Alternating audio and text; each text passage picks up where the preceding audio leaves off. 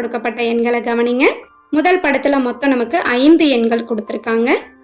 இதுல சுற்றியுள்ள 4 எண்களை பயன்படுத்தி நடுவுல இருக்கிற 5வது எண்ணை உருவாக்கலாம். 46ஓட 33 கூட்டுங்க,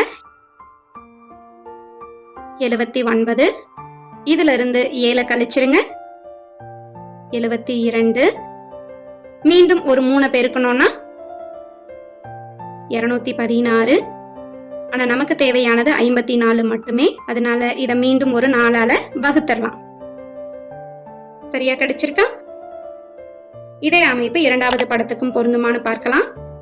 67ஓட 14 கூட்டினா 81. இதுல இருந்து 21 கழிச்சுட்டா 60. அதோட 2 பெருக்குனா 120. மீண்டும் 4ஆல வகுத்துட்டா 30.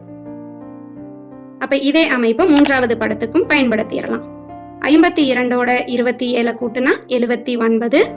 இதுல இருந்து 15 கழிச்சிட்டோம்னா 64. இதோட மீண்டும் 5 பெருக்குனா 320. இத 4ஆல வகுத்துட்டா 80. அப்ப சரியான பதில் ஆப்ஷன் பி 80.